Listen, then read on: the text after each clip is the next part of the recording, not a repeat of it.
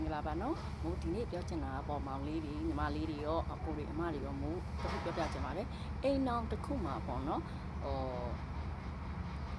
တယောက်ကိုတယောက်ပေါ့နော်နားလည်မှုတွေလွဲနေကြတာဒါမှမဟုတ်တယောက်ကိုတယောက်နိုင်တဲ့စီးနင်းတွေဖြစ်နေကြတယ်အဲ့ဒီအချိန်ကြီးတစ်ခုကနေရုံထွက်ချင်ကြတယ်ဒါမှမဟုတ်ပြောင်းလဲချင်ကြတယ်ပေါ့နော်အဲ့လိုဆိုရင်မို့ပြောချင်ပါတယ်ကိုယ်တိုင်အရင်ပြောင်းလဲဖို့လိုပါတယ်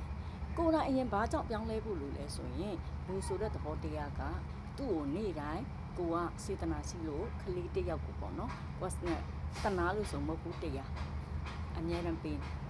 အဲ့ဒီတရားပေးတာကို तू ကိုကစေတနာနဲ့ပေးတာကို तू စေတနာနဲ့ပေးတာလို့ကြာလာရင်မေ့ပြီးအဲ့ဒီဟာဒီသူ့ရဲ့ရပိုင်ခွင့်လို့ထင်ပြီးနေ့တိုင်း तू လာတောင်းနေတယ်ဒါစောင့်နေလိမ့်မယ်ကိုမပေးနိုင်တဲ့အနည်းကြရင် तू ကို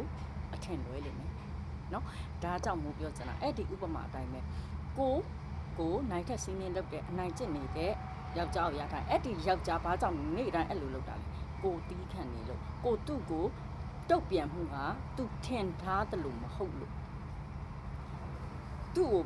နာကျင်အောင်တုတ်ပြန်မှုမပေးနိုင်သေးလို့သူတစ်ဖက်သားရဲ့နာကျင်မှုနားမလဲပဲသူကဒါအသာစီးအောင်လုပ်တာဟုတ်ပြီနော်အဲ့လိုပဲအိမ်အောင်ကြီးဖောက်ပြန်နေတဲ့အမျိုးသား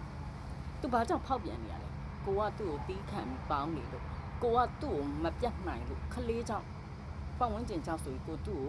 တီးခံပြီးဆက်ပေါင်းနေလို့သူဒီဖောက်ပြန်ခြင်းလို့ကိုလုပ်တာကိုဘက်ကပြက်သားနဲ့တုတ်ပြန်ကြည့်လိုက်လုံးဝမတုတ်ပြန်ခဲ့ဘူးတဲ့သူတွေကိုပြောပြမယ်ကိုကစပြီးပြောင်းလဲကြည့်လိုက်ပါ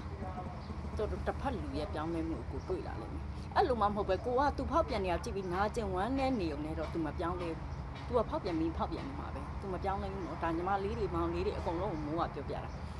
သူတို့ပြောင်းလဲစေခြင်းညီမလေးတို့မောင်လေးတို့ကိုယ်တိုင်ပြောင်းလဲပါလို့မိုးကပြောချင်ပါတယ်